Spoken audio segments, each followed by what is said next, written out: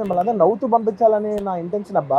మీ మనసుల్ని గెలిచి అనుకునే మనిషిని అలాంటి థియేటర్లో అలాంటి థియేటర్ని టెంపుల్ లాంటిది. అలాంటి థియేటర్లో ఒక యాక్సిడెంట్ అయిందంటే నాకంటే బాధపడేవాడు ఉంటాడా ఎవరైనా? నాకు నిజంగా బాధగా ఉంది. So condolences to the family. I really wish good I'm having a few hourly updates about what's happening with the kid. ఆ అబ్బాయి సీటేజ్కి ఎవ్రీ ఫ్యూ అవర్స్కి ఏమవుతుంది అప్డేట్లో ఉన్నాను. గుడ్ థింగ్ ఏంటంటే తను బాగున్నాడు, లైక్ ఇట్లా కదులుతున్నాడు, he's progressing, this good thing that's are happening. ఇంకా ఇన్ని మిస్హ్యాప్స్లో అదొక్కటి ఆనందపడగలిగే విషయం. అండ్ మెయిన్ రీజన్ ఇవాళ ఈ ప్రెస్ మీట్ పెట్టడానికి మెయిన్ రీజన్ ఏంటంటే, ప్లీజ్ నేను ఎవరిని బ్లేమ్ చేయట్లేదు.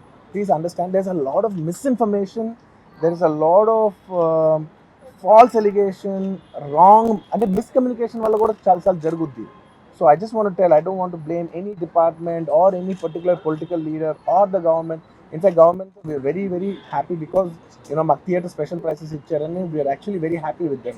So ఇది ఏ ఇండివిజువల్కి సంబంధించిన విషయం కాదు.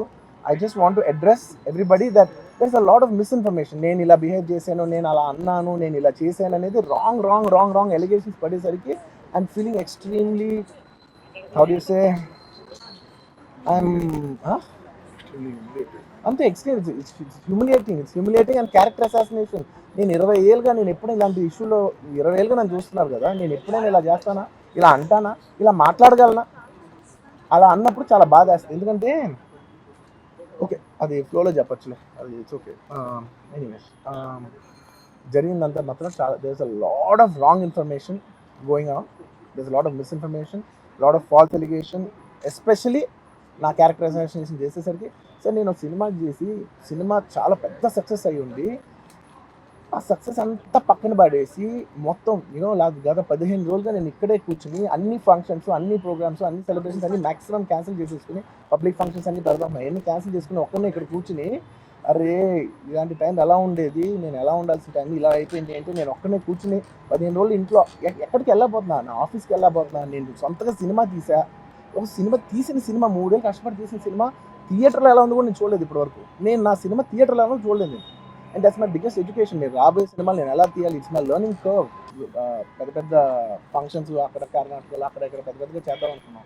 వద్దులే ఇంకా దీని తర్వాత అన్నీ షట్ చేసేయని చెప్పేసి ఇంకా నా ప్రయత్నంలో నేను ఏం చేశానంటే, డాడీ మీరు వెళ్ళి కలవంటే ఆయన కూడా కలవకూడదు అన్నారు. ఓకే ఒక స్పెషల్ పర్మిషన్ పెట్టి నువ్వు వెళ్ళు, కొన్ని మా ఫాదర్ ఇన్ లా పంపించండి, లేదంటే సుకుమార్ గారు పంపించండి, లేకపోతే వాళ్ళ వైఫ్ని పంపించండి, లేకపోతే ప్రొడ్యూసర్స్ పంపించండి, బన్నీవాసం పంపించండి. ఇలా ఎప్పటికప్పుడు అప్డేట్ తెచ్చుకుంటాను, to know what is happening with the kid. అంతే తప్ప నేను అసలు ఏం కేర్ చేయట్లేదు. ఇలా కొన్ని ఫాల్స్ ఎలిగేషన్స్, క్యారెక్టర్ అసాసినేషన్ మాటలు వచ్చినప్పుడు మాత్రం చాలా బాధ వేస్తుంది. కానీ ఇలాంటి అన్నప్పుడు మాత్రం ఇంత లో పాయింట్, ఇట్స్ జెన్యున్లీ లో పాయింట్. నాకు జెన్యున్లీ